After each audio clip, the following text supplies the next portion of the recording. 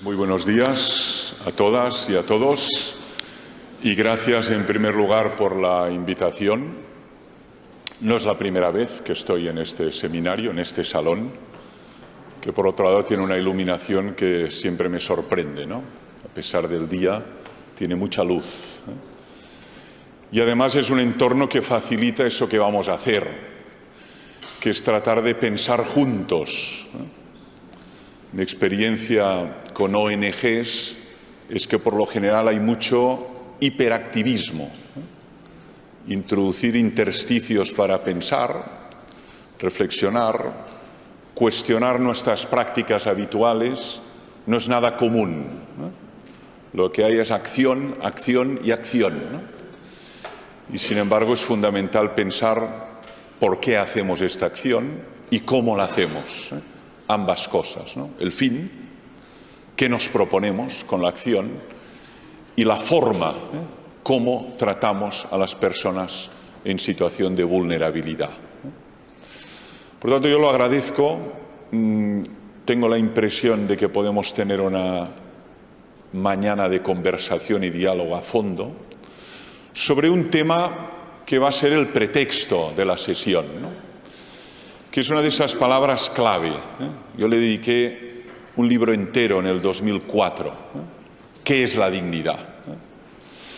Y de hecho el pretexto es este documento que apareció en 2024 y que tiene este título, Dignidad infinita, y que lo preparó y desarrolló la Congregación por la Doctrina de la Fe, que lidera el cardenal Tucho Fernández, si se le conoce, y con el que he tenido varias ocasiones de dialogar en Roma, porque también es miembro del Dicasterio de la Cultura y la Educación, ¿no?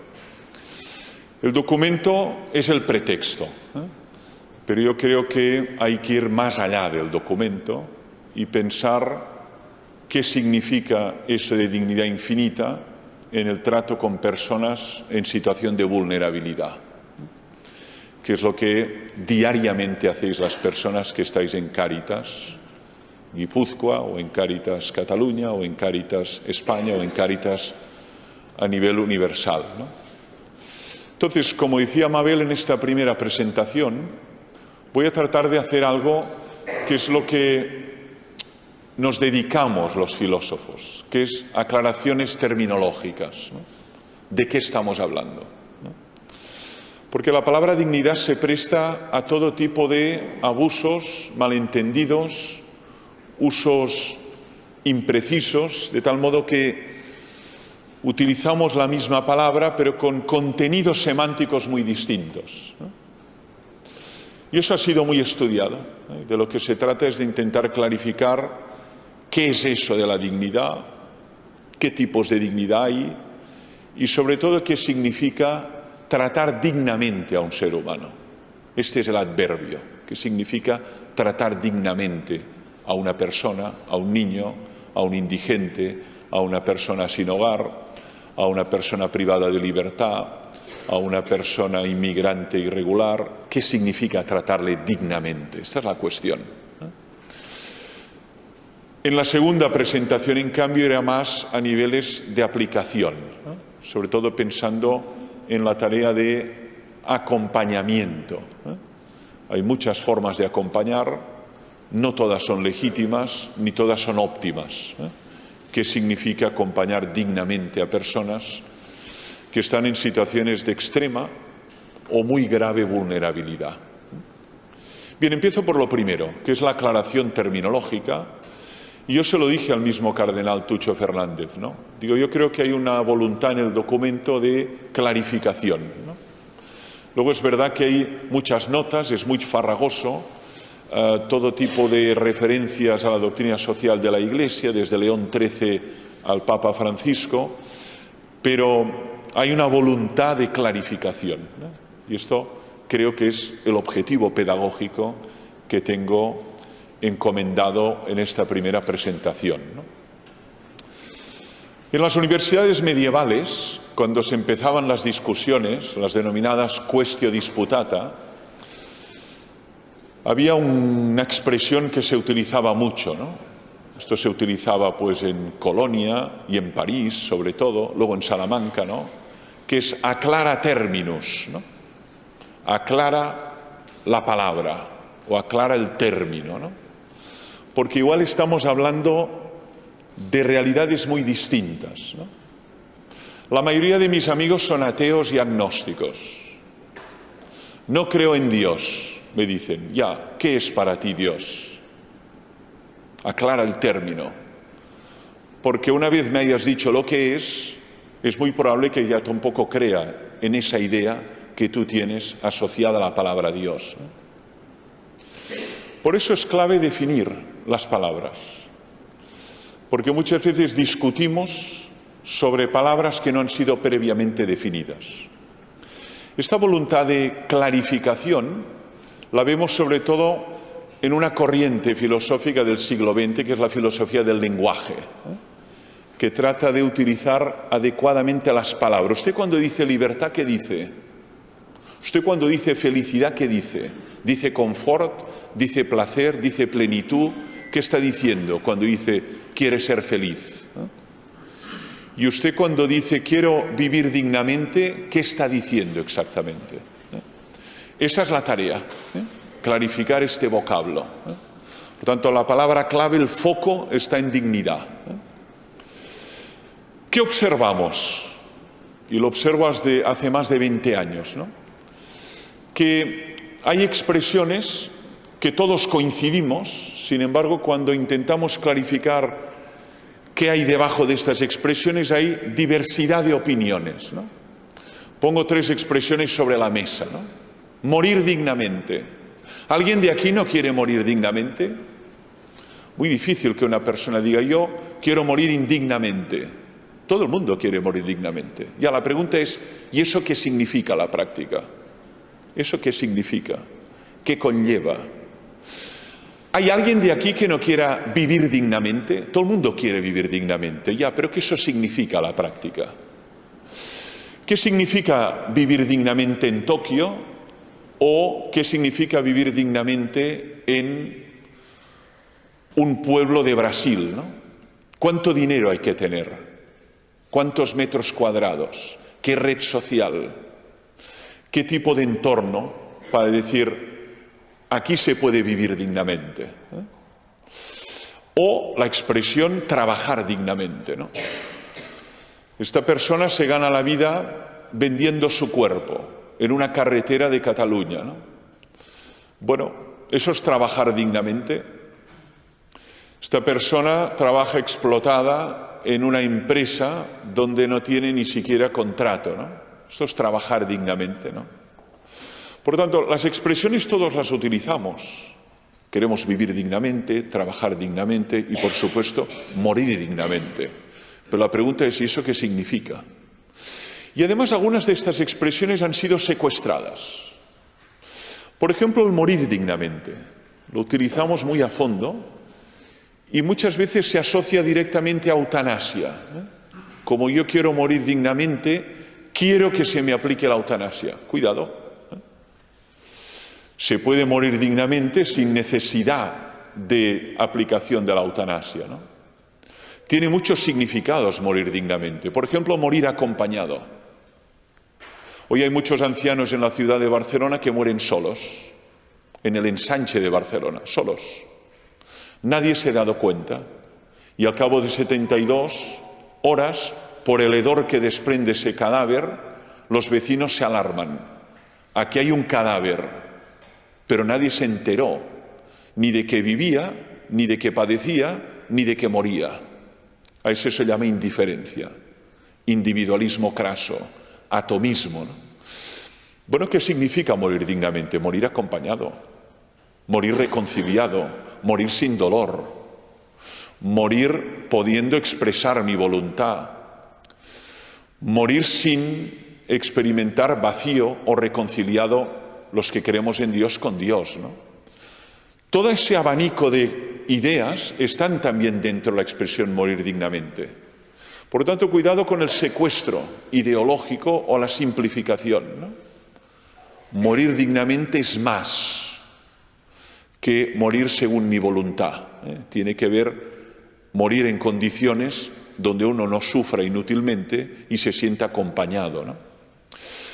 Por tanto, la expresión da mucho, ¿eh? Yo voy a centrarme en dignidad, pero la utilizamos en varios adverbios, ¿no? Morir dignamente, trabajar dignamente, vivir dignamente, ¿no? Y también depende de los contextos, ¿no? ¿Se puede vivir dignamente en Barcelona? Cuando una habitación en el ensanche, una habitación, no digo un piso, una habitación son 800 euros. ¿Se puede vivir dignamente en Barcelona? ¿O solo puede vivir dignamente una élite y los demás tienen que sobrevivir en casa de sus padres hasta los 35 años o 38?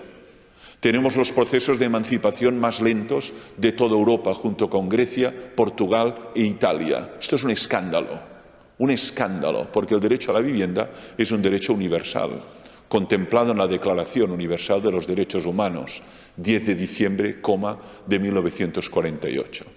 Por lo tanto, ¿qué se requiere para vivir dignamente? Pues bueno, trabajo, vivienda, un entorno. Eso no lo tenemos. Para muchas personas eso es misión imposible, ¿no? Vayamos a la palabra. Dignitas infinita. Este es el título. Ha habido críticas, quizás excesivo, algunos dicen. Infinita. El ser humano es finito, limitado, vulnerable, mortal. Dignidad infinita en un ser finito. Aquí hay ya una discusión terminológica, ¿no? Porque habitualmente hablamos de dignidad inherente, dignidad intrínseca, dignidad ontológica. Son los adjetivos que utilizamos con la palabra dignidad, pero la novedad de este documento, a mí me sorprendió, es que habla de dignidad infinita. Caramba. Infinito es una palabra que atribuimos básicamente a Dios. Todo lo demás es finito. Y finito significa limitado, mortal, vulnerable, una realidad carencial, ¿no? Todo es finito, salvo Dios, en el caso que exista, que es infinito.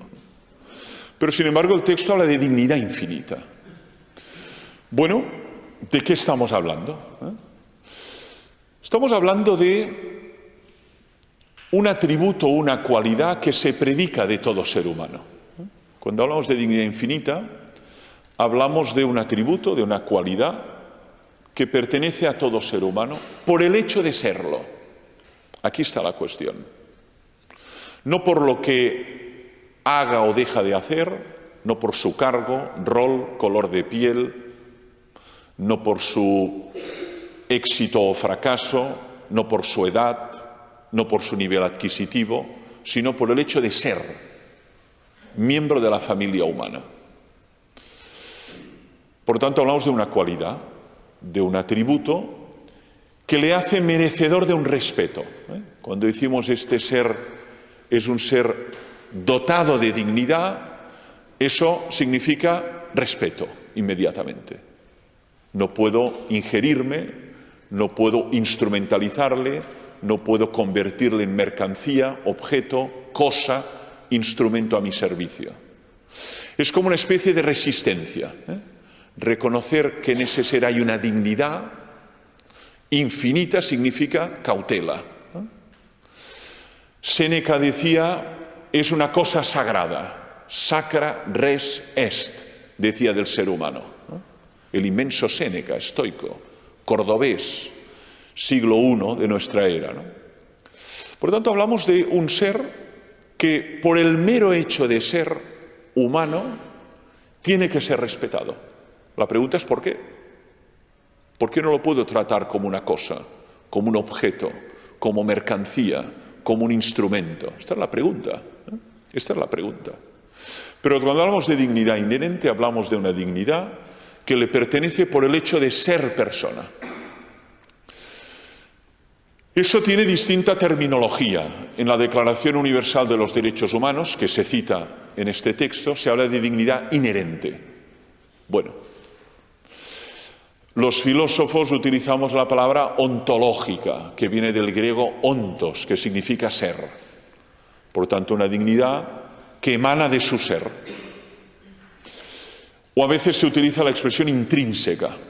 Significa que es independiente de si usted está sano, enfermo, sufre un Alzheimer, acaba de nacer, usted tiene una dignidad infinita por el hecho de ser miembro de la familia humana.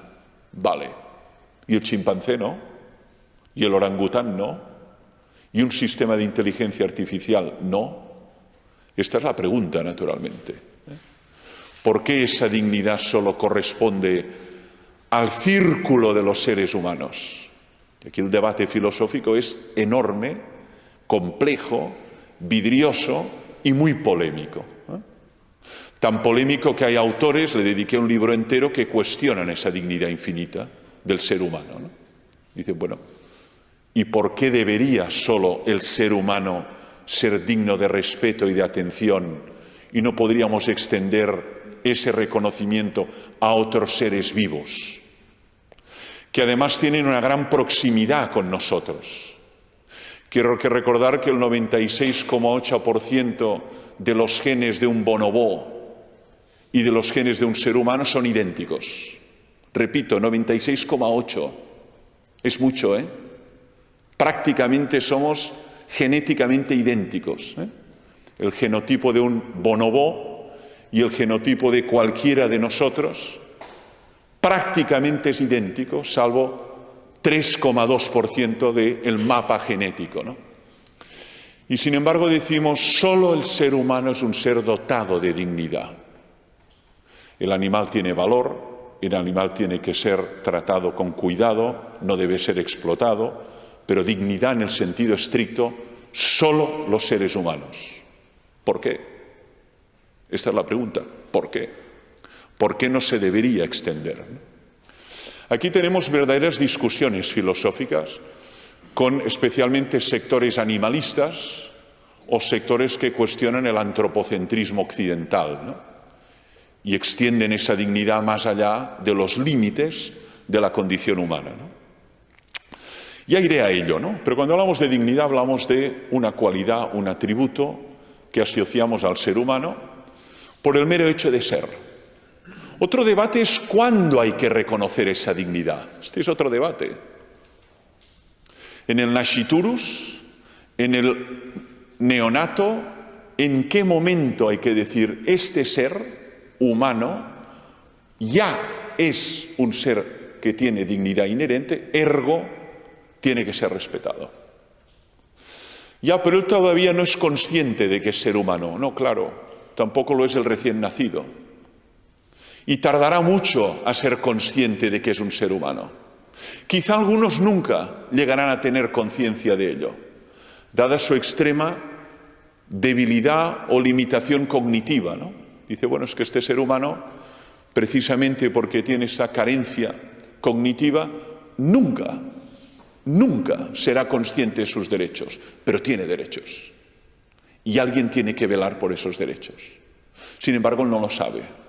Mi madre sufre un Alzheimer, hace 5 años. Me pongo delante de ella y no habla, no me reconoce, no gesticula, ningún gesto facial.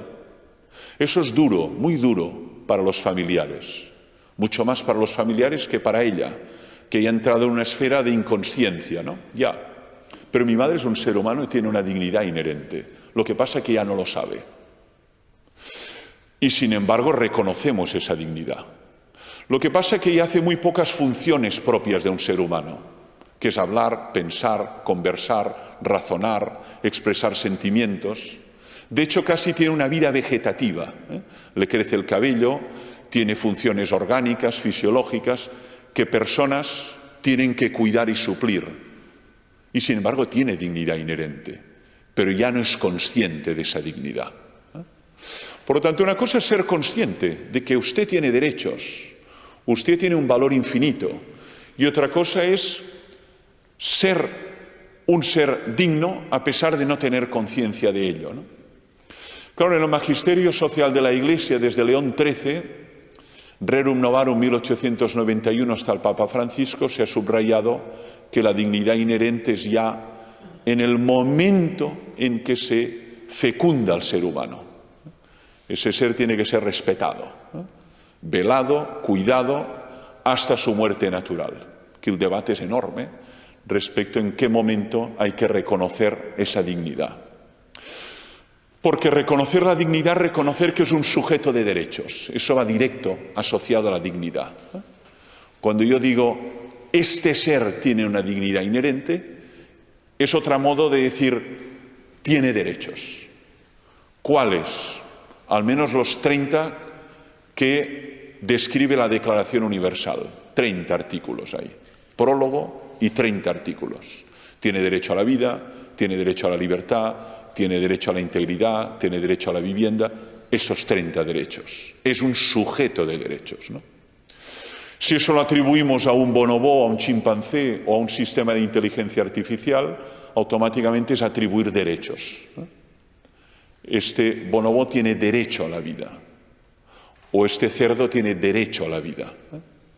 Por lo tanto, no es menor decir de alguien que tiene una dignidad, porque automáticamente significa reconocerle como sujeto y no como objeto, como persona y no como cosa, ¿no? Como un ente que tiene que ser respetado. Incluso en situaciones donde ni él mismo se reconoce como sujeto de derechos. Una persona pues, que sufre una enfermedad mental o una persona que está completamente sometida a una adicción, ¿no? Es un sujeto de derechos y lo es hasta el final, ¿no? Y debe ser tratado como tal, ¿no? Eso es dignidad. Quien nos ayudó más a entender eso en la práctica es un autor que es Immanuel Kant, ¿eh? Dice, tratar dignamente a alguien es tratarle siempre como un fin y nunca como un instrumento. Esta idea me parece muy interesante. Kant la desarrolla en la fundamentación de las costumbres, también en la crítica a la razón práctica, en 1788, la segunda crítica. Crítica a la razón pura, crítica a la razón práctica, crítica del juicio, ¿no? Dice, ¿qué es tratar dignamente? Tratarle como un fin en sí mismo, dice el texto. En alemán dice ein Zweck in sich selbst, un fin en sí mismo. Eso es tratar dignamente a alguien. Ergo, cualquier proceso de instrumentalización es tratar indignamente a alguien. Tratarle como mercancía, tratarle como un producto sexual, tratarle como un objeto para enriquecerme yo, es tratar indignamente a las personas. Eso es el pan de cada día. El pan de cada día. Siempre pensamos en instrumentalizaciones muy visibles, ¿no? Pues este niño se ha convertido en mercancía sexual de una red de pederastas, ¿no? Eso es tratar indignamente a un ser humano. Pero hay formas de instrumentalización muy sutiles, con americana y corbata, ¿no? Dice, estos tienen una empresa situada en el sudeste asiático, allí hay personas que desde los 14 años están 15 horas metidas en fábricas, hacen productos que vendemos en Europa, naturalmente a bajo precio, eso es instrumentalización también. Eso es aprovecharse de la vulnerabilidad. Eso es tratar a seres humanos como objetos de explotación mercantil, ¿no? Y eso es un fenómeno, ¿no? Que además en algunos lugares del mundo pasa impunemente, porque el marco legislativo es enormemente permisivo, ¿no? Usted esto no lo puede hacer en Baracaldo, ni lo puede hacer en Irún, ni lo puede hacer en Badalona, pero lo puede hacer a 12.000 kilómetros de aquí con niños y niñas. Y gracias a eso el producto final es muy barato. Y como es barato lo compramos todos. Y como lo compramos todos legitimamos esta forma de instrumentalización. Si en ese lugar del mundo hubiera un marco jurídico estricto, usted ya no se deslocalizaría, sino que lo haría en Irún, en Pamplona o en Badalona. Pero como quiere enriquecerse explotando a personas, ya sabe dónde tiene que hacerlo. Eso es una instrumentalización de salón, con corbata americana, traje medio tutsi y brillantina en la cabeza. Pero es instrumentalización. Por tanto, tratar dignamente a alguien es no instrumentalizarle. No tratarle como una cosa, como un objeto, ¿no? Es muy iluminador ese texto de Kant, ¿no? Porque para mí permite distinguir, ¿eh? Aquí ha habido instrumentalización, ¿no? Esta mujer ha sido tratada como una cavidad uterina para acoger a un niño y para luego desplazarlo a esa pareja, ¿no? Lo que llamamos la subrogación de úteros, que lo habla, y de qué manera dignidad infinita, criticándolo, ¿no? Bueno, hay muchas formas de instrumentalización, algunas con la complicidad tecnológica. Bien, ¿de qué hablamos también cuando hablamos de dignidad? Cuando hablamos de dignidad, hablamos, digo, de un ser que tiene que ser tratado como un fin en sí mismo. Eso significa que todo tiene que estar a su servicio. Todo. Cuando hablamos de dignidad, usted es el fin. Y todas las estructuras tienen que estar a su servicio. Cuando se produce un cambio de esta prioridad, hay instrumentalización. Eso nos puede pasar en muchos lugares, ¿no? También puede pasar en ámbitos residenciales, en empresas y universidades, ¿no? Pongo un ejemplo, ¿no? Tiene mucho que ver, lo veremos, con el proceso de personalización, ¿no? De tratar a ese ser humano como alguien, nombre y apellido, rostro. Donde hay masificación, anonimato, la dignidad se disuelve. Usted es un número, una cosa, un objeto, un dato. Donde hay trato digno, hay personalización, nombre y apellido. Usted no es la habitación 541, sino que es José Gómez Pérez. Y además tiene un entorno familiar. Y yo le trato por su nombre. El denominar por su nombre ya dignifica a la persona. Por lo tanto, tiene que ver con personalización en el trato. Lo veremos. La dignificación tiene que ver con eso. Es que si ni siquiera me ha mirado en el rostro, ¿no? Uno se presenta a la consulta médica, el médico está atareado, tiene 20 personas que le esperan y tiene 1 hora. Está empotrado a un teclado y delante de una pantalla, y llega el paciente. Ni siquiera le mira. ¿Usted qué tiene? Dolor de espalda, tómese eso. Siguiente. Usted no me ha tratado a mí dignamente. No he podido ni narrar lo que me pasa. Recuerden el libro de Byung-Chul Han, La crisis de la narración. No hay tiempo para narrar. Solo hay tiempo para tweets, no hay tiempo para narrar. Y lo que requieren muchas personas es la narración. Te voy a contar mi historia. Yo vine de África, crucé el estrecho de Gibraltar, me metí debajo de un camión. Tenía 15 años y llegué a Irún y empecé a trabajar de manera irregular. Ahora tengo 25. La persona necesita contar su historia.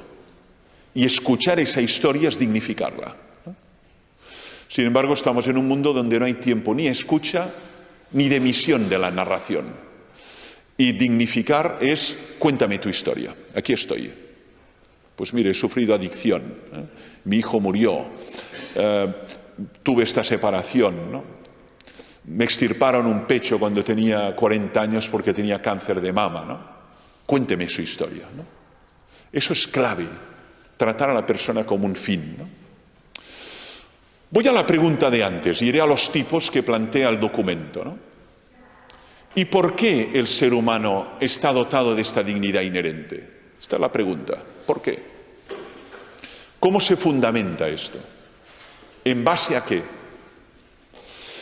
Yo tengo muchos amigos animalistas que cuestionan directamente esta afirmación. Y hay muchos filósofos que la ponen en tela de juicio. En el libro traté 3, con gran tribuna mediática hoy en el mundo, ¿no? Hugo Tristram, Engelhardt, Tejano, Estados Unidos de América. Le conocí en Copenhague en un congreso. John Engelhardt es uno. Otro es Peter Singer, también cuestiona esta prioridad humana o distinción humana y por qué solo el ser humano. O, por ejemplo, John Harris, ¿no? Y dice, bueno, esto de la dignidad inherente habría que pensarlo. ¿No será un residuo del cristianismo todavía empotrado en nuestra cultura? Un residuo, como algo que queda, una mancha, pero que se irá difuminando con el tiempo, ¿no? El argumento es importante, porque aquí, de hecho, es lo que sostiene esta idea. ¿Por qué tiene esta dignidad inherente? Lo que dice el documento se fundamenta en un fragmento del Génesis. Primer libro de la Biblia. Género alegórico. Al principio Dios creó el cielo y la tierra. Ya, 7 días. Y en el último día creó al ser humano, hombre y mujer, cuidado, a imagen y semejanza de Dios. Ambos. No uno, ambos. Lo digo porque a veces también se ha leído como si hubiera diferencias de dignidad. No, no. Idéntica dignidad. Idéntica. Lo que pasa es que somos distintos, en efecto. Y si uno se sienta en la Quinta Avenida de Nueva York, observa esta pluralidad humana. Pero la dignidad es inherente y es idéntica. No hay niveles, no hay sala VIP. Es idéntica. Todos somos igualmente dignos. Ya, ¿y por qué? Imagen y semejanza de Dios. Este es el argumento que se utiliza. Porque eres imago Dei, decían los clásicos medievales. Imagen de Dios. Imagen. Usted no es Dios, pero ha sido creado a imagen y semejanza de Dios. Ya, y si no me lo creo, bueno, entonces tendremos que fundamentar la dignidad en otro ámbito, pero ya no en el texto revelado. Pero el fundamento de esta dignidad es este versículo. Todos fueron creados, pero solo el ser humano fue creado a imagen y semejanza de Dios. ¿Por qué? Pregúntaselo a Dios.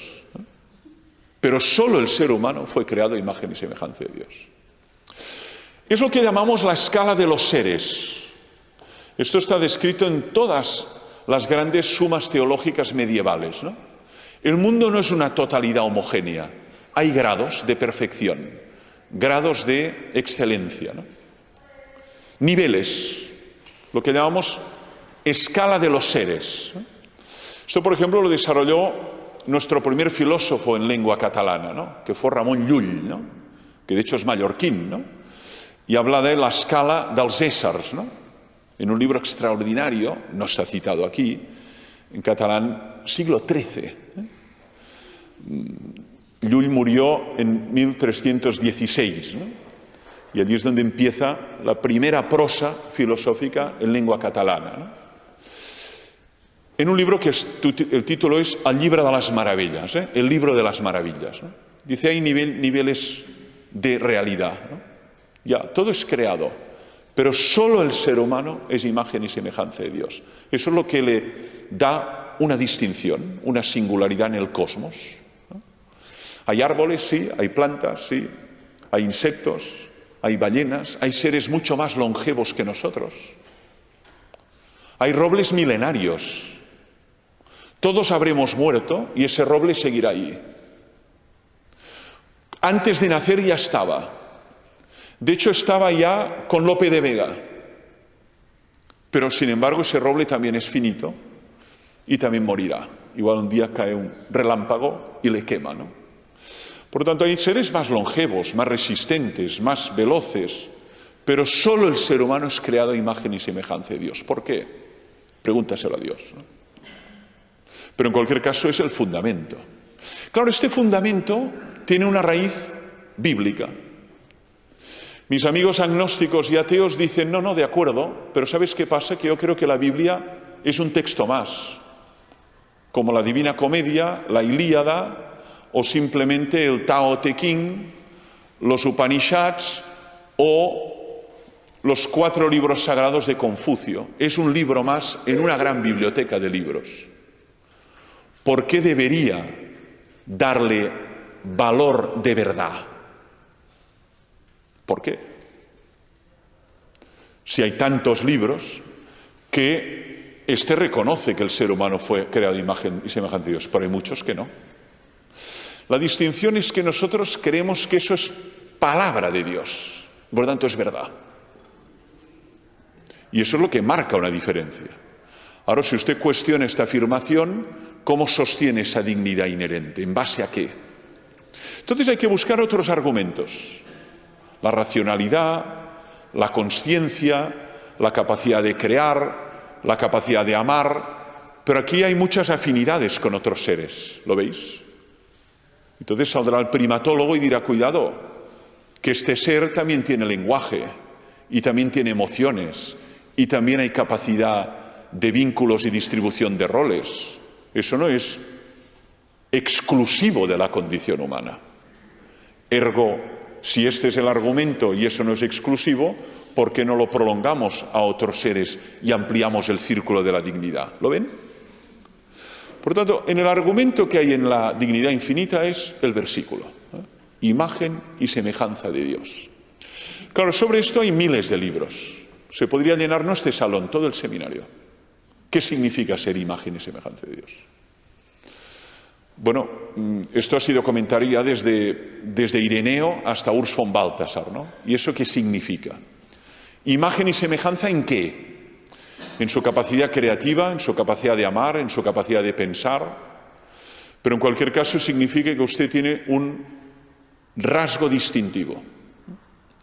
Otra cosa es que no viva conforme a eso. Eso le dice Llull, usted está en este eslabón, pero puede descender y embrutecerse y vivir como un animal.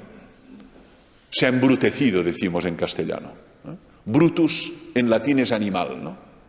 Tú estás en un peldaño entre el ángel y el Brutus, dice Llull. El Angelus y el Brutus. Depende de cómo vivas, te puedes elevar. Y decimos, esta persona es un ángel. Es todo misericordia. Es todo donación. Ya, pero aún así es un ser encarnado, ¿eh? Tiene un cuerpo que pesa.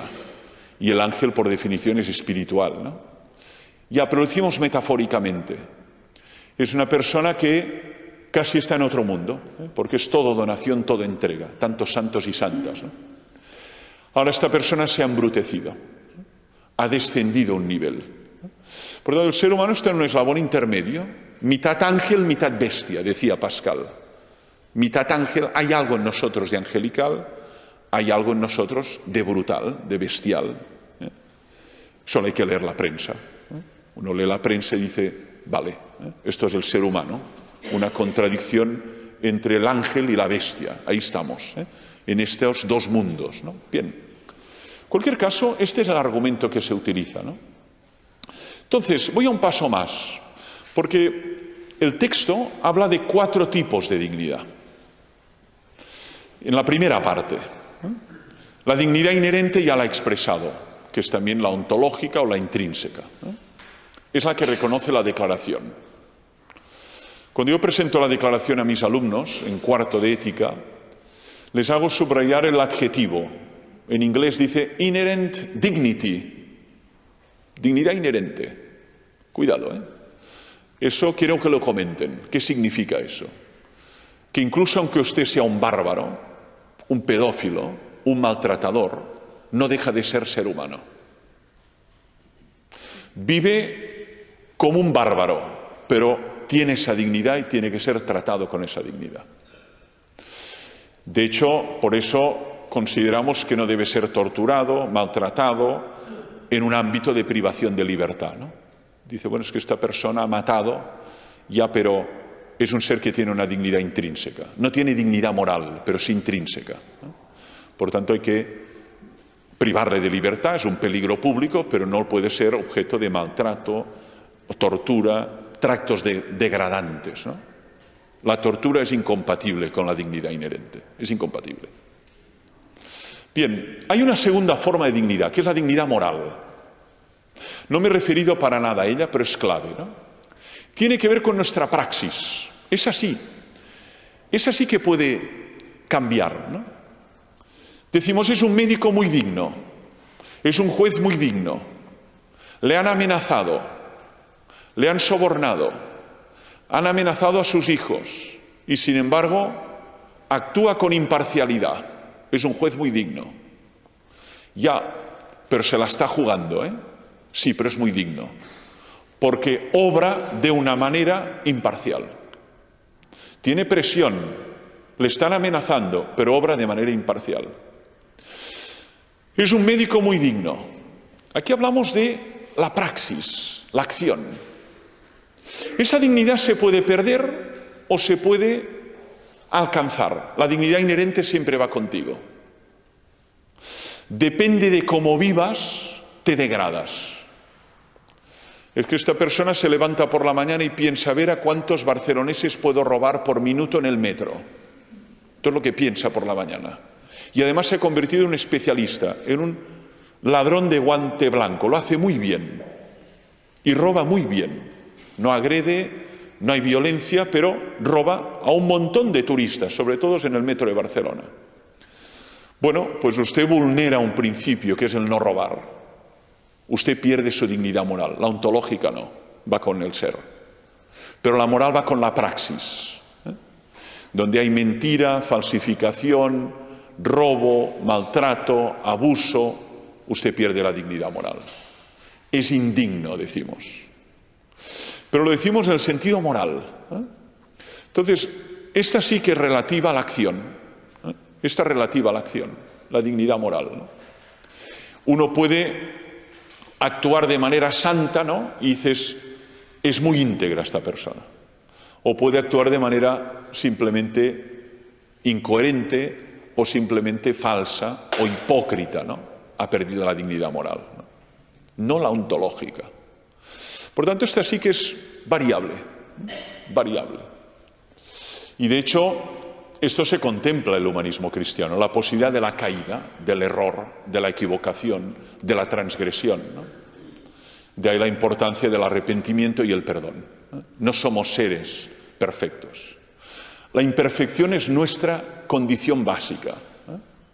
De ahí la necesidad del arrepentimiento y del perdón, ¿no? Porque hay la posibilidad de caer, de sucumbir, de fallar, de traicionar, de entrar en contradicción contra nuestras creencias, convicciones más profundas, ¿no? Forma parte de la condición humana. Esto Paul Ricoeur le llama la labilidad. Ser lábil, es decir, débil moralmente. Nadie es incólume a la caída moral, nadie. Luego está la dignidad social, tercer tipo. Esta interesa especialmente a quienes estáis en el ámbito del acompañamiento. Se refiere a las condiciones económicas, sociales, ciudad, barrio, trabajo, habitáculo, todo eso es la dignidad social. Se refiere a las condiciones que tiene que haber para poder vivir dignamente. Esto es la dignidad social, ¿no? Por lo tanto, la dignidad ontológica la tiene todo ser humano, pero en estas condiciones aquí no hay dignidad social. Cuando uno llega al Gran Buenos Aires, desde el aeropuerto, fui invitado muchos años atrás por Jorge Mario Bergoglio, pues se encuentra con las villas, que son enormes extensiones de chabolas, donde no hay agua ni luz, muchas ratas, droga, prostitución y todo tipo de mala vida y de indigencia, ¿no? Bueno, allí no hay dignidad social, pero hay dignidad inherente. Sí, son tan dignos como nosotros, pero esas condiciones no son condiciones para la vida humana. O los refugiados climáticos, que ya existen en el mundo y habrá muchos más en los próximos 10 años, ¿no? En esta situación ya no se puede vivir, por el calor extremo, por falta de agua, por que ha subido el nivel del océano, miles de las consecuencias que el Papa Francisco desarrolla en Laudato Si y consecuencia de la relación simplemente enfermiza que tenemos con el medio ambiente, ¿no? Patológica y despótica, ¿no? Entonces, esto es dignidad social. Dice, no hay los mínimos para poder vivir en condiciones humanas, ¿no? Estamos hacinados, estamos explotados, el aire es irrespirable y usted tiene que hacer cada día 20 kilómetros para llegar a un pozo de agua potable y regresar. Esto no es dignidad social, ¿no?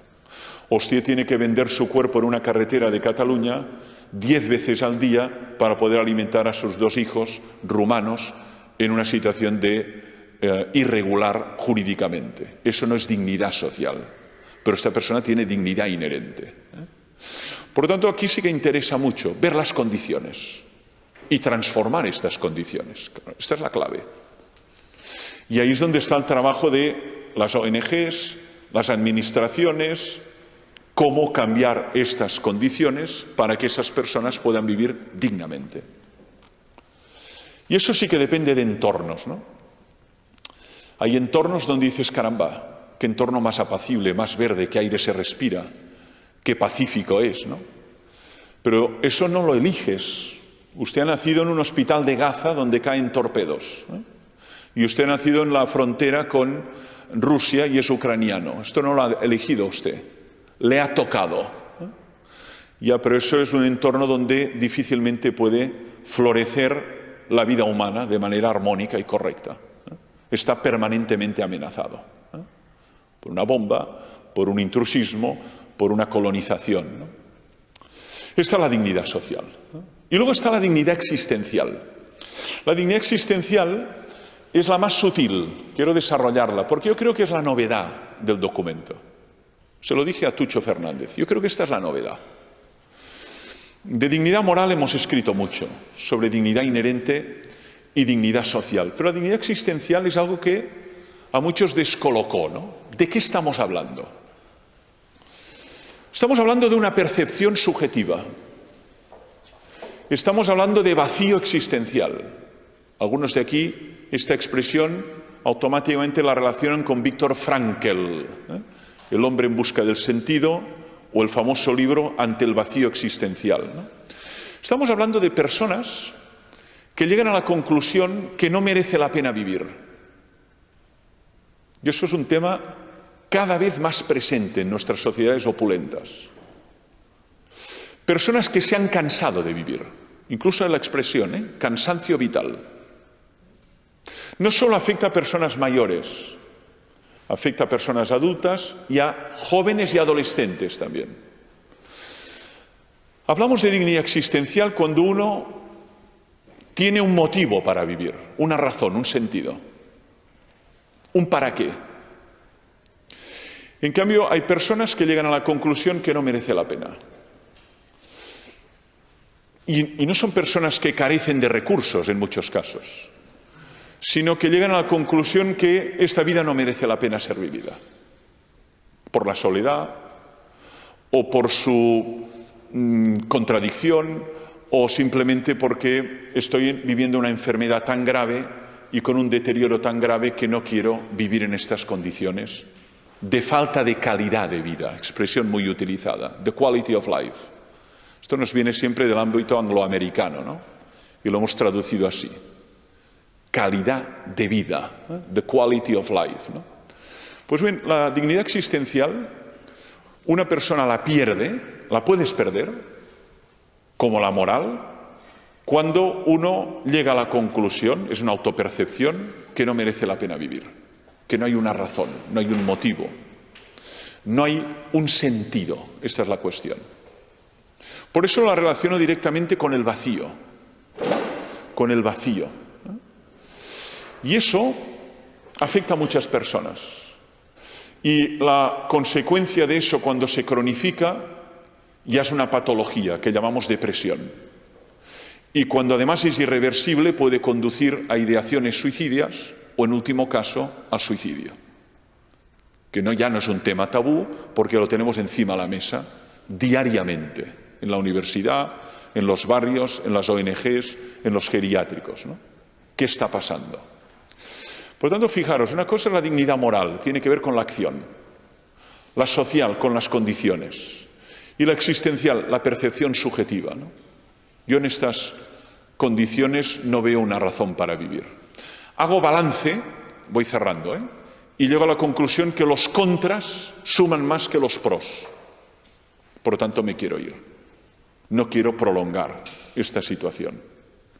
Si usted además está en un país donde la ley habilita a un médico a proceder a acompañar a esta muerte, pues eso tendrá salida. Si está en un país donde eso no se permite, como en Francia, como en Alemania, como en Italia, como en Grecia o en Portugal, entonces usted tiene un problema, porque o deberá hacerlo solitariamente, porque la ley no le habilita para poder tener esta ayuda a morir, ¿no? Pero en cualquier caso es una dignidad existencial perdida, ¿no? Hay 4. La primera es fija, permanente. Las otras 3 son variables, ¿no? Las dos últimas van muy relacionadas. Depende de las condiciones que esté, puedo llegar a la conclusión que no merece la pena vivir. Por ejemplo, piensen en el gueto de Varsovia. A mí me ha interesado mucho la literatura de los supervivientes. Primo Levi, por ejemplo, ¿no? Trilogía de Auschwitz, que luego se suicidó, pero narra lo que fue la experiencia de deportación en el tristemente famoso campo de exterminio Auschwitz-Birkenau, muy cerca de Cracovia, como sabemos, ¿no? Bien. En el gueto de Varsovia, dadas esas condiciones, hubo muchos suicidios. Muchas personas tiraron la toalla. Claro. Es que va muy unida la social con la existencial. Si usted tiene un marco relacional correcto, si tiene una pensión correcta, si tiene posibilidad de desarrollar su inteligencia, su creatividad, salir a correr por la Concha cada día, disfrutar de los amigos, dice, hombre, yo tengo muchos motivos para vivir. ¿Por qué me debería matar, ¿no? Pero si usted está hacinado, le han metido en un piso con 5 familias judías, le han robado su casa, le han expulsado de su trabajo, le hacen ir por el mundo con la cruz, con la estrella de David, y de aquí además le van a deportar a los campos de exterminio, dice, ¿para qué tengo que vivir? Por tanto, hay una crisis existencial que tiene que ver con una situación social. Y eso a veces no lo vemos, este vínculo, ¿eh? Pero ese vínculo es clave, ¿eh? Y tú puedes animar a esa persona. Hay motivos para vivir. Ya, pero es que mi vida cada día es una lucha contra 1000 contrariedades. Tú me lo dices, pero tú tienes una vida muy apacible, que es lo que puede pasar en la interacción que tenéis vosotros, ¿no? Hombre, tienes motivos para vivir. Está tu hija, está tu hijo. Ya, pero mi vida cada día es una carrera de obstáculos. A mí me lo dijo una prostituta, ¿no? En un diálogo que tuve con ella, ¿no? Me dijo exactamente, yo no sé si hay otra vida, pero si hay otra vida, solo espero que no sea como esta, porque esta es un asco. Bueno, claro. Si hay otra, que no sea como esta. Entonces, claro, es muy probable que lo que sostenga a esta persona sea su hijo. El motivo por el cual vive es su hijo. Es su razón vital, lo que la mantiene a flote. Si su hijo desaparece, ya no tengo motivos para estar. Para ser carnaza de hombres que me tratan como un objeto, no tengo por qué estar. Prefiero desaparecer del mundo. Ahora, si cambia sus condiciones, este es el tema. Decir, hombre, con este curso y esta formación y esta red, usted podría cambiar su vida. Hay horizonte, hay posibilidad. No es fácil, pero no estás sola. Eso lo cambia todo. Eso lo cambia todo. Eso abre una luz que dice, caramba, aquí hay un intersticio, ¿eh? Y entonces se recupera la dignidad social y se recupera la dignidad existencial, ¿no? Lo vinculo ambas. Yo creo que en el documento este vínculo casi se desarrolla en una frase, ¿no? Pero hay que subrayarlo. Hay 4 formas, pero 2 muy unidas, social y existencial, ¿no? Bien, concluyo con una pregunta. Una pregunta que os animo a desarrollar en grupos, ¿eh? Esta es la idea, quedan 5 minutos. Y de hecho serán 2, ¿eh? Os formulo 2 preguntas para suscitar el diálogo. Primero entre vosotros, luego, si procede, con un servidor para tener una interacción, ¿no? Primera pregunta, tomar nota y luego pues ya la compartís, es la siguiente, ¿no? ¿Qué argumentos, ¿no?, puedes utilizar para defender esta dignidad inherente del ser humano sin evocar el versículo creado a imagen y semejanza de Dios? Olvídate de esto. Estás hablando con una persona que no cree en esta palabra de Dios y sin embargo quieres persuadirla de que el ser humano tiene una dignidad inherente y que es un ser que debe ser respetado prioritariamente. Usted vale más que un caballo, usted vale más que una serpiente, usted vale más que un camello, ¿eh? ¿Por qué? ¿Qué argumentos se podrían utilizar sin referirse imagen y semejanza de Dios? Segunda. La segunda tiene que ver con la dignidad existencial. ¿De qué manera podemos persuadir a una persona que por su itinerario vital ha llegado a la conclusión que esta vida no merece ser vivida? Esta vida no merece ser vivida. ¿De qué manera? Y aquí es clave pensar, ¿no? Porque esta situación no es, digamos, extraña o muy rara, es muy habitual. Nosotros lo observamos en muchas personas mayores. Pongo un ejemplo, presido 5 comités de ética, 2 de ellos en una red de geriátricos, en Francia y en España. Cada mes tenemos 3 o 4 casos difíciles sobre la mesa. Pongo un ejemplo y cierro ya la presentación. Señor de 91 años, en un geriátrico alto standing, 4.000 euros al mes, repito, 4.000 euros al mes. Confort, lujo, jardín, menú, todo tipo de actividades, control médico, 24/7, todos los días del año. Bien. De un día para otro se niega la ingesta, no quiere comer. Bueno, pero ¿y si tomara esto? No le apetece la sopa, le ponemos un gazpacho, que no quiero comer. Bueno, pues que no coma, no le puedo obligar a comer. Ya, pero es que esto lo hacen del desayuno, en la comida y en la cena, día 1. 91 años. Bueno, al día siguiente, no quiero comer, me niego a comer. Día 2, si esto se prolonga, este señor caerá desmayado. Y entonces tendremos otro debate. ¿Hay que alimentarlo de forma intravenosa contra su voluntad? El equipo se divide. Una parte del equipo considera que no podemos dejarle así, porque esto es abandono, malpraxis, incumplimiento del principio hipocrático primum non nocere. Hay que intervenir. Ya, pero hay una otra mitad que dice hay que respetar su decisión. Este señor no quiere comer, que no coma. Ya, pero se va a morir. No le podemos obligar a comer. No le podemos abrir la boca y meterle la cuchara si no quiere englutir. Solución. Comité de ética asistencial, en carácter de urgencia, 3 horas deliberando. Ahora no explico naturalmente la deliberación. Pero lo pongo como un ejemplo. ¿Y usted por qué quiere desaparecer del mundo? ¿Por qué se niega a comer? Porque mi vida es soledad, aburrimiento y me siento estéril. Y no tengo por qué vivir hasta Navidades así. Y luego está Semana Santa. Y luego está el verano. Y luego está Navidades. Estoy harto. Bueno, pero usted aquí tiene mucho confort. Ya, pero me da igual. No tengo por qué vivir más, porque no tengo una motivación para seguir siendo. Gran tema este, ¿eh? ¿Qué hacemos? No es un tema extraño.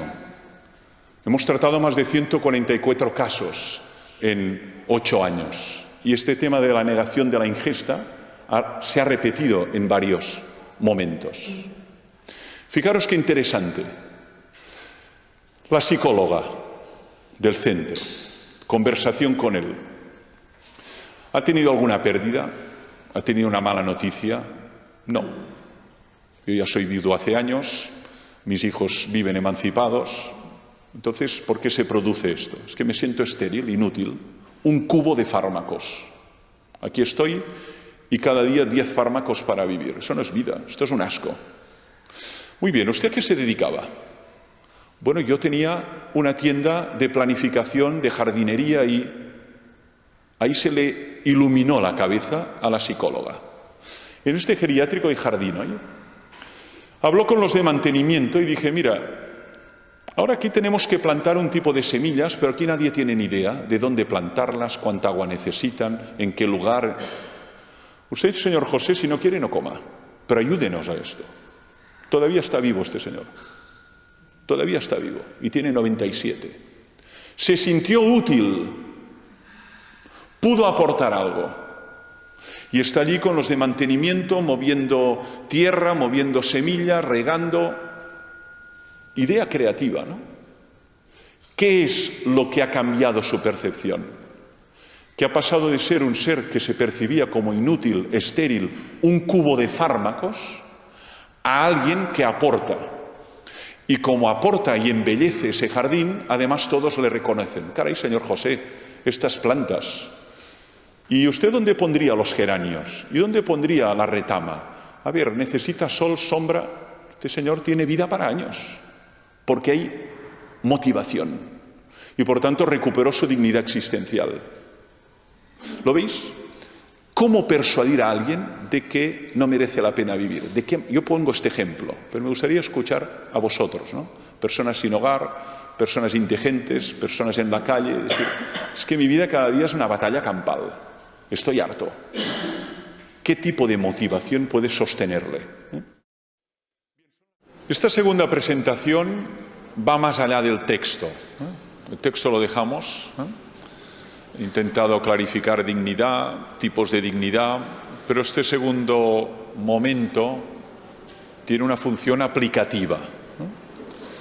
Se trata de pensar qué significa acompañar dignamente a personas en situación de vulnerabilidad. Este sería el esquema, el objetivo, el propósito. ¿Qué significa acompañar dignamente, cuidar dignamente, intervenir dignamente? Prefiero la palabra acompañar. Y aquí voy a desarrollar 5 ideas nucleares que tienen que ver con aspectos del documento, pero que ya no están en el documento. Aquí el documento es una fuente de inspiración, pero no voy a hacer una interpretación literal, ¿no? Primero quiero partir de una idea que me parece que en ocasiones está poco presente en nuestra mente, ¿no? Que es que la vulnerabilidad no es un rasgo de determinados grupos humanos. Es una característica universal de todo ser humano. Sociológicamente hablamos de grupos vulnerables. Ahí están los indigentes, inmigrantes ilegales, sin techo, grupos vulnerables. En cambio, filosóficamente decimos, no, perdona, la vulnerabilidad es un rasgo universal. Todos somos vulnerables. Es decir, todos podemos ser heridos, porque vulnus, que es la raíz de la palabra vulnerabilidad latina, es herida. No hay ningún ser humano invulnerable. Por poderoso que sea, por rico que sea, por títulos que tenga. Por tanto, esta dicotomía que hacemos, aquí está el grupo vulnerable, y aquí ¿qué pasa? Que está el grupo invulnerable, es un error. Lo que hay son grados de vulnerabilidad, eso sí, eso sí. Hay personas que por sus circunstancias familiares, laborales, contextuales, económicas, cognitivas, tienen un grado de vulnerabilidad tan elevado que necesitan permanentemente de la ayuda de otros. Pero nadie es invulnerable. Importante esto, porque a veces partimos de una visión binaria y el profesional, y aquí hay muchos, también se rompe y se desanima y se quema, especialmente cuando se siente impotente, ya no sé qué hacer. Lo he probado todo, con esta familia, con este adolescente, con este sin techo, y no hay manera. Hace 20 años que está igual. Desanima, crisis de autoestima, pérdida de vocación. Igual me he equivocado. Igual estoy dilapidando mi vida en algo que no puede cambiar. ¿Quién no ha tenido esta experiencia? ¿En el aula o en un servicio social o en un servicio psicológico, ¿no? El profesional también es vulnerable. Cuidado, ¿eh? No es invulnerable. Hoy observamos profesores rotos en institutos, maestras rotas, educadoras sociales rotas y agredidas incluso alguna asesinada, el profesional es vulnerable. Por lo tanto, primero romper este esquema dicotómico. La vulnerabilidad es común. Y luego hay muchas epifanías de la vulnerabilidad. Por ejemplo, la enfermedad. La enfermedad es una manifestación de la vulnerabilidad. Naturalmente, la muerte. La muerte es la expresión más diáfana de nuestra vulnerabilidad. El error, el fracaso, la frustración, la lesión, la ruptura, todo eso son manifestaciones o epifanías de la vulnerabilidad. Eso es para entrar. Por lo tanto, hay una idéntica raíz común. Nosotros vemos a un señor sobre unos cartones, no sabemos si duerme, si está muerto o está agonizando, no tenemos ni idea. La mayoría pasamos de largo, pero este señor, decimos, es un sujeto vulnerable. Tú también lo eres. No marques esta distancia, no estás en otro plano. Lo que pasa es que tiene un grado de vulnerabilidad superior, sí. Requiere ayuda, requiere asistencia. A veces ni siquiera la solicita, este es otro tema. Hay personas en situación de vulnerabilidad que solicitan ayuda. Gritan, claman. Y hay personas en situación de vulnerabilidad que ni siquiera claman. Uno de mis hijos es adoptado de Ucrania. Como podéis observar, este tema me interesa mucho, claro. Sobrevivió a los 4 años. Alguien le acogió en un orfanato infernal, pero sobrevivió a 4 años. ¿Por qué lo digo eso? Porque lo que hay son grados de vulnerabilidad. Si no hubiera sido acogido, habría muerto. Necesitamos ser acogidos, todos. Lo que pasa es que hay grados y niveles, ¿no? Entonces, vamos a la primera idea. Son 5, como he dicho. La primera idea es, para atender dignamente a las personas en situación de vulnerabilidad, es fundamental transformar la mirada. La mirada es clave. Hay miles de páginas escritas sobre la mirada humana. ¿Cómo miramos al otro? ¿Cómo le miramos? Cuando yo salgo en el aula y miro a mis alumnos, ¿cómo les miro? ¿Como un conjunto de necesidades y carencias o como seres que tienen posibilidades? Todo lo cambia, ¿eh? Cuando miramos a una persona que duerme sobre unos cartones o una persona que sufre una adicción crónica al alcohol, ¿cómo le miramos? ¿Pensamos no hay nada que hacer? ¿O pensamos aquí hay posibilidades? No será fácil cambiar, pero hay posibilidades. En eso se funda la esperanza, en el concepto posibilidad. Cuando uno no entrevé posibilidades, se paraliza, no hace nada. Eso es la desesperación, no hay nada que hacer.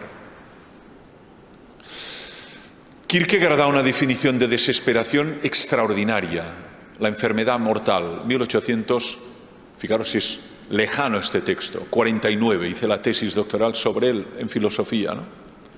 La desesperación es no entrever ninguna posibilidad, no hay nada que hacer. A veces lo decimos con un niño, con un joven, con un delincuente común, con un adicto a la droga, o a veces lo decimos con un colectivo, los políticos, no hay nada que hacer. O con el cambio climático, no hay nada que hacer. Vamos directo al colapso medioambiental, de ahí no salimos. El tren se precipita al vacío y no podemos salir de este tren. Laudato Si lo plantea en clave de posibilidad. Podemos cambiar nuestro estilo de vida. Podemos vivir de otra manera, consumir de otra manera, producir de otra manera. Hay posibilidades, pero hay que cambiar. Si no, el mundo que dejamos a nuestros hijos es un vertedero o un cubo de basuras enorme. Luego no es extraño que la generación Greta Thunberg nos plante cara y nos diga: ¡qué asco de mundo nos habéis dejado! Claro, ¿cómo no van a indignarse? Porque lo hemos creado nosotros, no ellos. Ellos han nacido en un cubo de basuras, pero lo hemos creado nosotros, este cubo de basuras. Por lo tanto, primero la mirada. Yo creo que la mirada en un profesional de servicios sociales, de educador, que hay muchos trabajadoras sociales, tiene que ser una mirada que vea posibilidades. Aquí hay posibilidades. Esto podría cambiar. Usted podría dedicarse a otra tarea que no a robar carteras en el metro de Barcelona. Usted podría vivir de otra manera. Usted tiene talento para trabajar en una empresa de iniciativa social y hacer comidas y desayunos en una jornada como la que hoy. Usted podría hacer eso. Pero eso es ver posibilidades. Eso es clave, ¿eh? Porque si la mirada es no hay nada que hacer, te paralizas. Y yo veo que hay profesores, maestros, educadores, trabajadores sociales que sucumben a esta mirada. Se queman. No hay nada que hacer. Pero de algo hay que vivir. Claro. No hay nada que hacer, pero de algo hay que vivir. Y como de algo hay que vivir, aquí estoy sentado en un despacho de una parroquia de, qué sé yo, de Baracaldo, ¿no? Pero yo ya parto de la idea que no hay nada que hacer. A esto se llama cinismo. Esto es cinismo. Entonces, primero es educar la mirada. Y eso no es fácil, porque uno no decide cómo mira el mundo. Yo tengo muchos amigos desesperados, ¿no? Están en institutos desesperados y quieren salir del aula. No hay nada que hacer con los adolescentes. El móvil ha matado las últimas neuronas que bailaban en su mente. Les ha destruido la concentración, la imaginación. Les hemos convertido en tecnoadictos. Están enganchados. No hay nada que hacer. Ya no me escuchan. Soy una voz que clama en el desierto. Recordar San Juan Bautista. Ego sum vox clamantis in deserto, ¿no? Del latín es fantástico, ¿no? Soy una voz que clama en el desierto. Y estoy cansado de clamar en el desierto. Por tanto, me voy. Así. El éxodo es masivo. ¿Dónde me voy? Jefe de estudios, dirección, gestión, todo menos tratar a adolescentes. No hay quien los aguante. Afortunadamente hay profesores que parten de la otra idea y dicen, no, hay mucho que hacer, se puede hacer y podemos educarles. Ahora el combate es con un dragón enorme que se llama tecnoadicción o tecnodependencia. Y ese dragón no existía hace 30 años ni 20. Ese dragón está en el aula y no existía.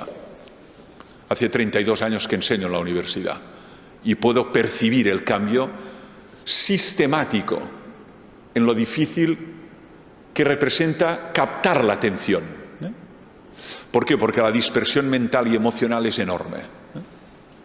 Vivimos en la sociedad del zapping, del WhatsApp y de los 140 caracteres, ¿no? Yo no estoy para narraciones largas, ¿no? Bien, mirada. Segundo elemento clave, deconstrucción de prejuicios.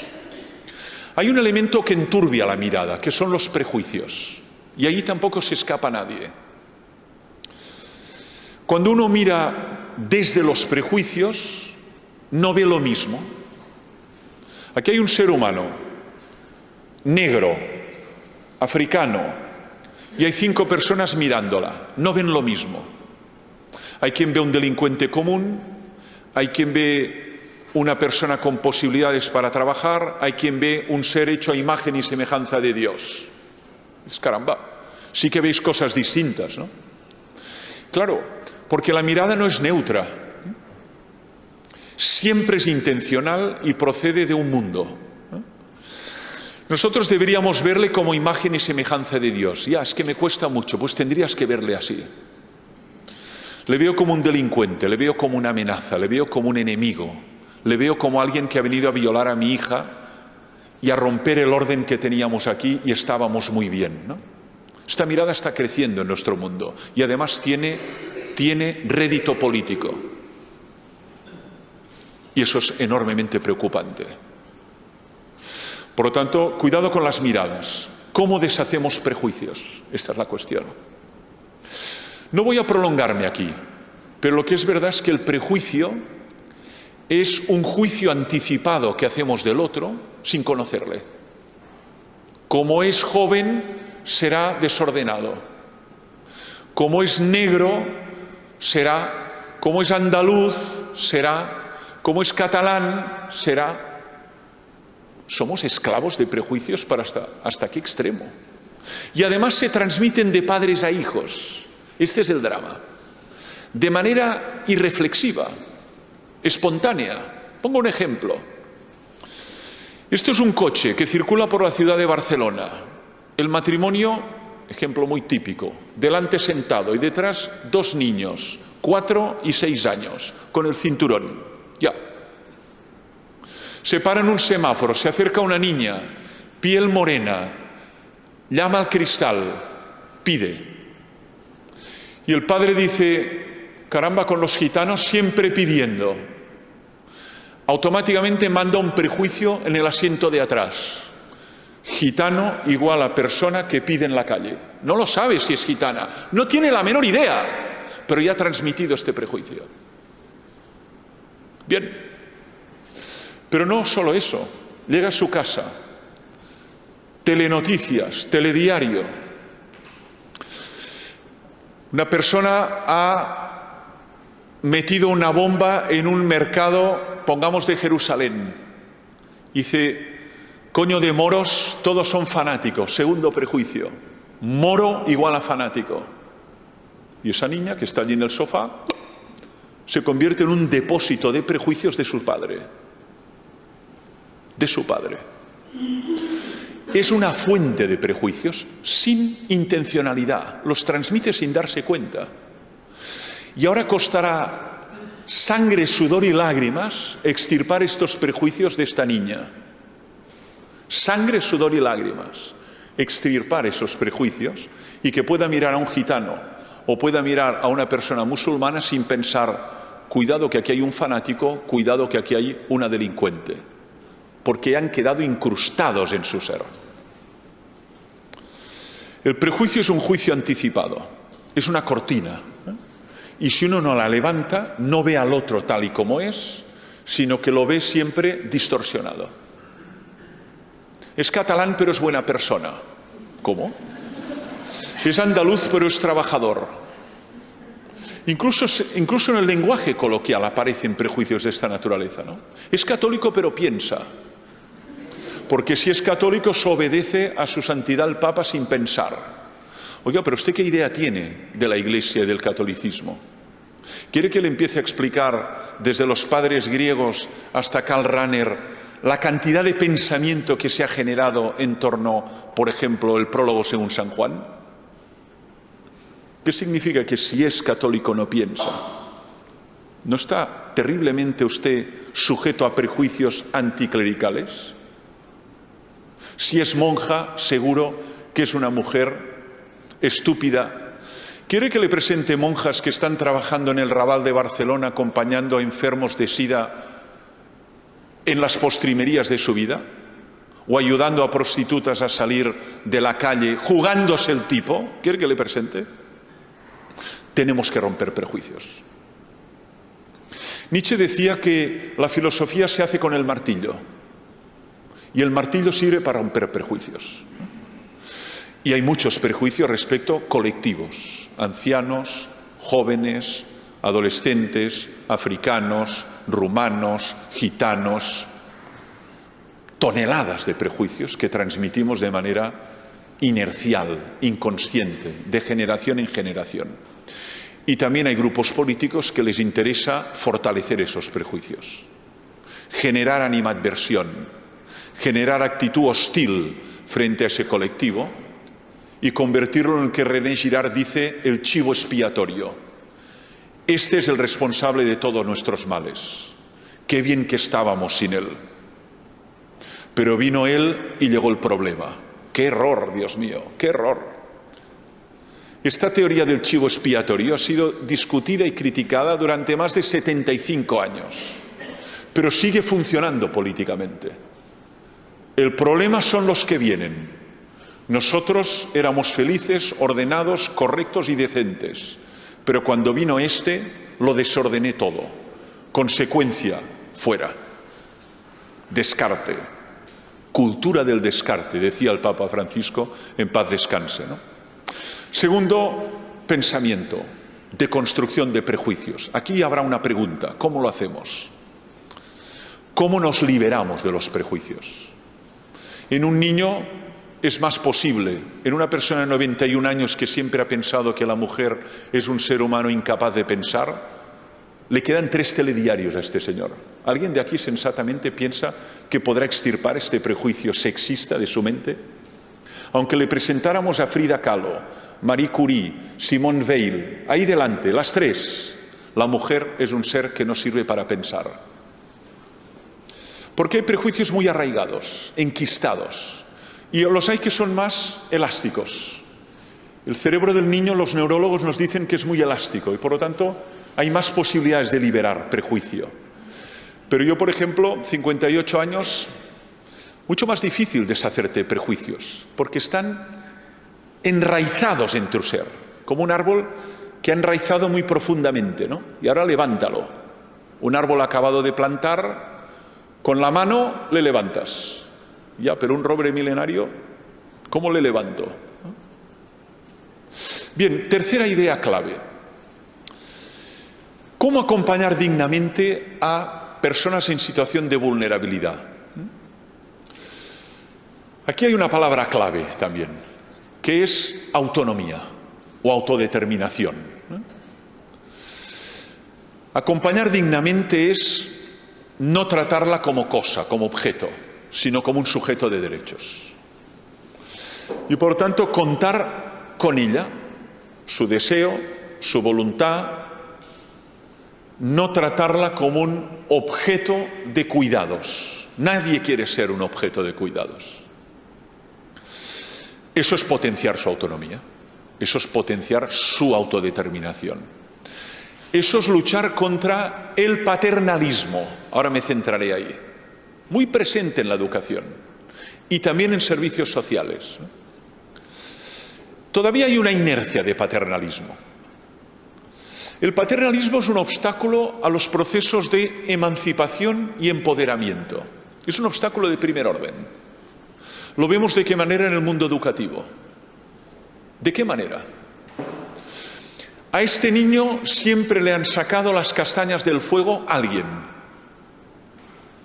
Y ahora tiene 25 años y se hunde frente a la primera contrariedad. Claro, ¿cómo no se va a hundir? Porque por primera vez se encuentra frente a una contrariedad. Y hasta esa edad ha habido alguien que le ha ido quitando las piedras del camino, que se llama su padre o su madre. Es inhábil para enfrentarse a la vida real, porque no hay vida real sin contrariedades. A una determinada edad esto ya lo tienes muy claro. Cuando tienes 20 años no, y te ha ido todo bien. Pero cuando tienes 58 y has sufrido situaciones de gran contrariedad, dices, no hay vida humana sin contrariedades. Unas son minúsculas, otras son mayúsculas. Te han despedido, esto es una contrariedad. Te han diagnosticado un cáncer de colon, esto es una contrariedad mayúscula. Ha muerto un ser amado. Esto es una contrariedad que te puede hundir en un duelo patológico o traumático, ¿no? No hay vida humana sin contrariedades. Que me la expliquen. Es que los ricos no tienen contrariedades, también tienen. Y algunas mayúsculas, y algunas no saben qué hacer con ellas. A pesar de recursos, psicólogos, coach y todo tipo de dispositivos. Una madre llorando, no sé qué hacer con mi hijo adolescente. Barrio Alto de Barcelona, un chalet impresionante, no sé qué hacer, lo he probado todo. Pero este chaval me saca de mis quicios, ¿no? Ya, tienes una contrariedad. El paternalismo es una mala solución, porque significa, yo te quito el problema, ya, pero el problema habrá más, y no he entrenado el músculo para enfrentarme, ¿no? En este sentido es interesante, porque el colectivo que atendemos es experto en superar contrariedades, y nos puede enseñar mucho. Imaginar aquí dos niños. Este tiene 14 años, nació en el barrio de Salamanca, Madrid, vida confortable, cómoda, armonía, wifi, habitación, nevera, nunca le ha faltado nada, nunca. Bien, y al lado hay otro niño de 14 años. Llegó en una patera, tenía 9. Tuvo que salvar 1000 obstáculos y finalmente trabaja en una hamburguesería. El músculo que tiene este chaval es impresionante. La mili que tiene hecha es impresionante. Tiene 1000 recursos para enfrentarse a las contrariedades. Le lleva una distancia de años luz al primero. La generación de cristal es fruto del paternalismo. Y tenemos así las aulas de generación de cristal o de vidrio. Pero las personas que vosotros atendéis, en muchos casos, tienen un músculo muy robusto, son resilientes, decimos. Porque para sobrevivir este chaval ha tenido que hacer 1000 peripecias, en ocasiones transgredir la ley. Sí, ha transgredido la ley. Pero ha sobrevivido en un mundo de rufianes, vagos, aprovechados y delincuentes. Ha sobrevivido. Es el Lazarillo de Tormes del siglo XXI. Yo siempre recomiendo a trabajadoras y educadoras sociales leer el Lazarillo de Tormes. Porque este clásico de la picaresca es exactamente lo que observamos en tantos niños hoy, ¿no? Sobrevive a un mundo hostil, inteligencia, creatividad, astucia, y ha ido sobreviviendo a 1000 obstáculos. Y en cambio tenemos la generación confortable, cómoda, bienestante, que a la primera contrariedad se hunden. Lo tengo en el aula esto, ¿eh? Padres que vienen a revisar el examen con sus hijos en la universidad. Digo, pero bueno, es que mi hijo ha suspendido el examen. Digo, pero ¿y su hijo tiene una discapacidad intelectual? No. ¿Su hijo es mayor de edad? Sí. ¿Su hijo ha hecho el examen? Sí. Usted fuera. Ya, pero yo pago la matrícula, me da igual. Hable con el decano y si me quiere despedir, que me despida. Yo tengo un interlocutor válido que es su hijo. Ya, pero pobre chaval, total para filosofía. Entonces ya te toca la moral, ¿no? Ese total te toca la moral, ¿no? Si además lo dice un ingeniero que cobra 5 veces más que tú, dices además desprecio, ¿no? Al pensamiento, a la ética, total para filosofía, que eso se hace el domingo por la tarde y no sirve absolutamente para nada. ¿Por qué va a pasar un mal verano mi hijo? Terrible el paternalismo. Pero no solo eso. Me lo decía el decano de medicina, ¿no? Tenemos estudiantes de MIR que se presentan en el hospital para hacer la especialidad con sus padres, para hablar con el jefe de servicio. Pero si ha acabado medicina esta chica, tiene 24 años, ha hecho 6 años de medicina, pero el padre quiere negociar las condiciones con el jefe de servicio. Esto es crear sujetos incapaces para la vida real, pero incapaces. ¿Y entonces qué pasa? Que se rompen. Y eso alimenta de qué manera todo tipo de profesionales, psicólogos, psiquiatras, psicoterapeutas, porque se rompen. ¿Cómo no se van a romper? Si no se les ha preparado porque el camino está lleno de piedras y además hace su vida. Ah, no me lo habían explicado ese. Pues, ¿de qué ha servido a la escuela? Si no le hemos explicado lo fundamental, que se va a encontrar con contrariedades y el camino hace su vida. Primera noticia, qué error, ¿no?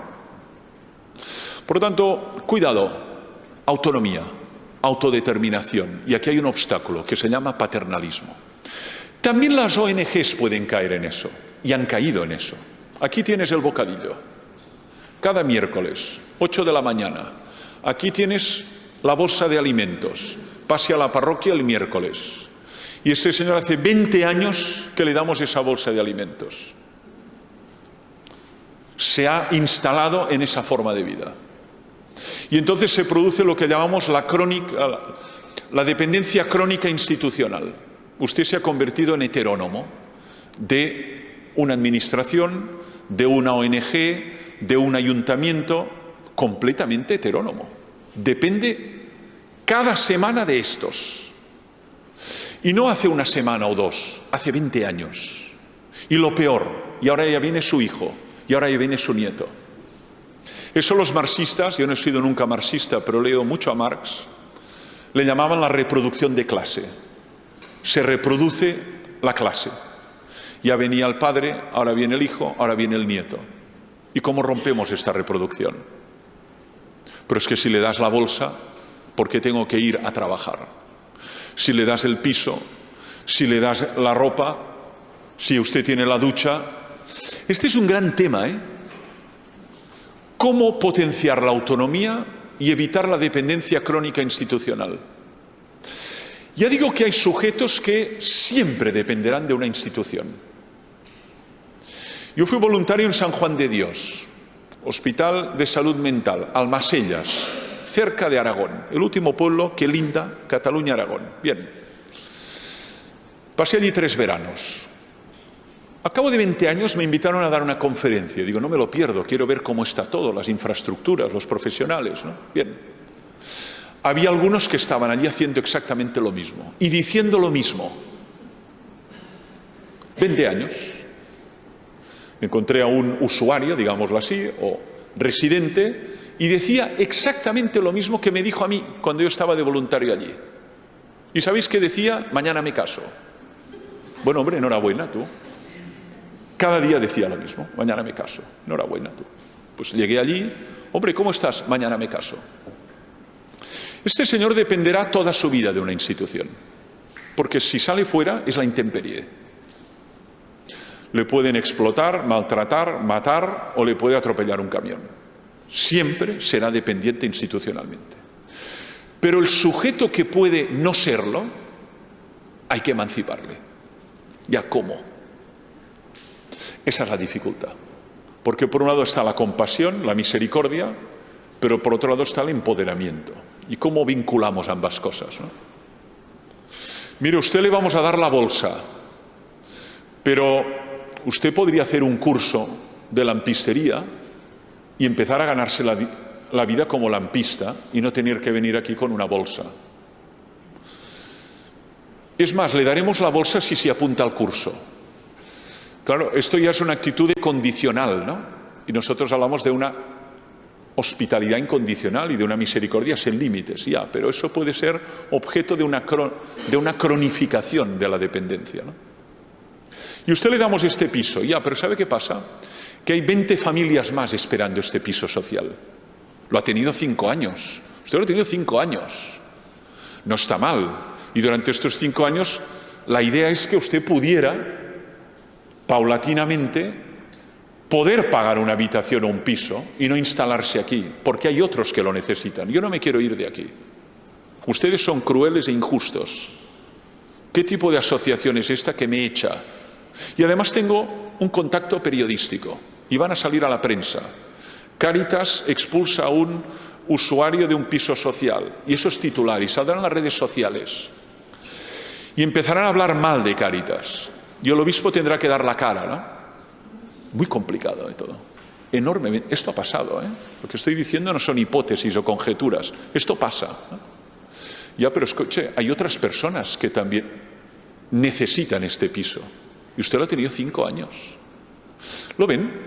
Por tanto, ¿cómo hacer posible eso, no? Potenciar autonomía, potenciar autodeterminación, empoderar y, por otro lado, evitar esa dependencia crónica institucional.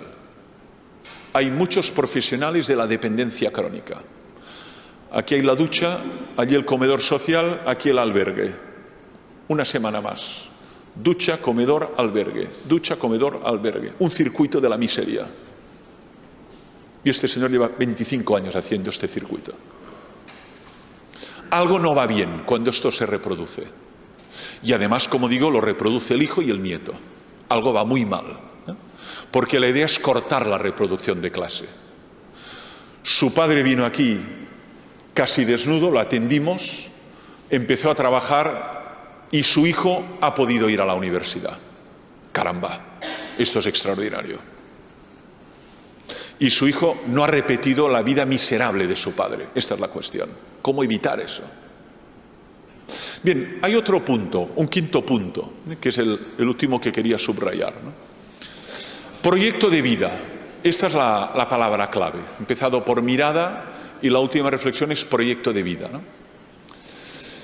Yo creo que las personas que acompañan a otras personas en situación de vulnerabilidad no tienen que proyectar sus deseos o sus anhelos en esas personas. tienen que ayudarlas a desarrollar su proyecto de vida. Si hay proyecto. ¿Y cómo reconstruir ese proyecto? O cómo construirlo por primera vez. Pero no se trata de una proyección. Esto también pasa en el ámbito educativo, ¿no? Padres que proyectan en sus hijos lo que tienen que hacer. Incluso a veces proyectan sus sueños no cumplidos. Yo no fui a la universidad, ergo tú tienes que ir. ¿Por qué? ¿Porque tú no fuiste? ¿Este es el argumento? Yo no llegué a médico, tú tienes que ser médico. ¿Desde cuándo un hijo es un depósito de los sueños rotos de su padre? ¿Desde cuándo? Esto es un error descomunal, porque además genera una presión en el hijo, unas falsas expectativas. El hijo está en el mundo para desarrollar su proyecto de vida y usted tiene que ayudarle, aunque no le guste ese proyecto de vida. Padres hundidos en la miseria. Ahora mi hijo se quiere hacer cura, pero bueno, por el amor de Dios. Esto está pasando en Barcelona, muy excepcionalmente. Enseño en quinto de Teología, Facultad de Teología de Cataluña. Tengo 15 alumnos allí. Todo Cataluña, 8 millones de personas. 12, 15 alumnos que serán sacerdotes, ¿no? Y alguno me cuenta su vida, ¿no? Dice, bueno, yo soy ingeniero, profesor. Digo, caramba, de telecomunicaciones, caramba. ¿Y qué haces aquí, desgraciado? ¿No? Pero es que experimenté una llamada de Cristo. Esto es muy serio, ¿eh? Y además tenía novia. Esto es peor todavía, ¿no? Bueno, mis padres hundidos, todo lo que hemos invertido en ti. ¿Qué vamos a decir a mis hijos? Que estás con ese club de pederastas, por el amor de Dios. ¿No? Nos avergonzamos de ti. La novia, ya no te digo, los amigos, la resistencia es brutal, ¿no? Ahí está, quinto de Teología. Digo, tú eres audaz, resiliente, fuerte. Ahora has combatido 1000 dragones. Y además tendrás una mala vida, porque te van a dar 15 parroquias, porque eres muy bueno y muy hábil. Y ganarías 20 veces más como ingeniero de telecomunicaciones. Ya, pero yo me he sentido llamar a hacer esta vocación. Fantástico, enhorabuena. Eso es apoyar el proyecto de vida de alguien, aunque no fuera el que yo tenía pensado para ti. Hay muchos padres que convierten a sus hijos en posesiones, en propiedades privadas. Y el hijo nunca es propiedad, ni cuando está en el útero ni cuando está fuera del útero. Nunca es propiedad. Es un sujeto de derechos. Tampoco es propiedad el usuario que viene a un servicio. Tú lo que tienes que hacer, perdona, lo que tengo que hacer lo decidiré yo. Tú me puedes ayudar y darme caminos. Tú lo que tienes que hacer es una mala manera de entrar. Nosotros estamos aquí para ayudarte a desarrollar un proyecto de vida. Hay muchas posibilidades, explóralo bien. Jardinería, lampistería, muchas posibilidades. Te vamos a ayudar, pero tú decides, ¿eh? Y luego habrá recaídas y te damos apoyo. Y habrá dudas y estarás aquí apoyando. Pero tú decides qué quieres hacer con tu única vida que tienes. Entonces esto falla mucho. Cuando hay proyecto de vida hay ilusión, hay esperanza. Cuando no hay proyecto de vida, la vida se convierte en repetición de lo mismo. Como decía esta persona, usuario de un geriátrico, ¿no? De ahora lunes, martes, miércoles, vale, verano. Y luego Navidades y luego Semana Santa. Qué asco de vida. Si tienes un proyecto hay una ilusión. Puede frustrarse ese proyecto, hay un riesgo, sí. Por eso hay que acompañarle. Eso pasa, por ejemplo, en procesos de salida de una adicción, ¿no? Alcohólicos Anónimos, que ha celebrado los 90 años, ¿no? Hacen una labor extraordinaria, ¿no? El proyecto se ha hundido. Este señor ha acabado esclavo de una adicción, lo ha perdido todo, el trabajo, la familia, ha acabado durmiendo en la calle. Ha tocado fondo, ha intentado matarse y finalmente se presenta a un grupo de Alcohólicos Anónimos. Y la condición para entrar es, me llamo José Gómez Pérez, soy alcohólico. Hasta aquel momento lo negaba, son manías, yo controlo, son exageraciones, no, soy alcohólico y necesito ayuda. Y aquí estamos para ayudarnos. Las comunidades de ayuda son clave.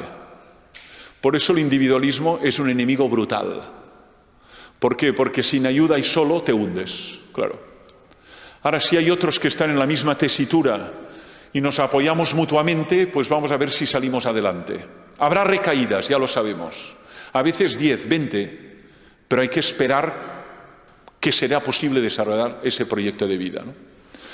Entonces, claro, eso significa que en los servicios que prestamos hay que identificar ese proyecto y ayudar a que ese proyecto se vaya haciendo realidad.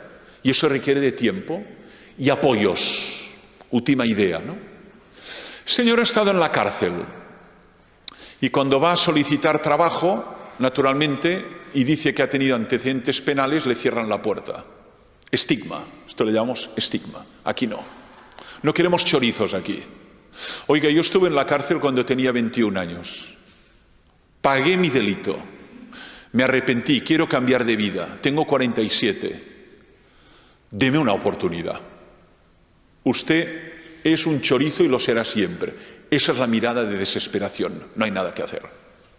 Afortunadamente hay una gran cantidad de empresas sociales, hoteles, conozco muchas, públicas, privadas, concertadas, de iniciativa social, cooperativas, que abren esa posibilidad. Es decir, de acuerdo, ya sabemos su pasado, aquí le damos esa posibilidad. Tiene la posibilidad de desarrollar un proyecto de vida alternativo. Aquí tiene la posibilidad. Tiene riesgo, ya lo sabemos, pero jugamos ese riesgo. Y eso, claro, eso abre horizontes. Por tanto, tú puedes trabajar, pero si todos se cierran, ¿qué posibilidades le das? Oye, es que he llamado a 1000 puertas y todos me dicen que no porque soy rumana y nadie me alquila un piso en Derio. Nadie me alquila un piso en Derio, que está muy cerca de Bilbao, ¿no? ¿Por qué? Porque soy rumana. ¿Dónde tengo que vivir si nadie me alquila un piso?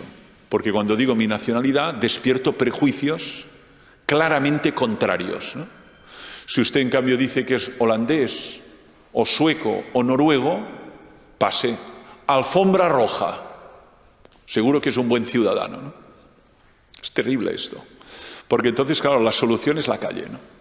Por tanto, sí, proyecto de vida, pero para hacerlo realidad necesitas complicidades.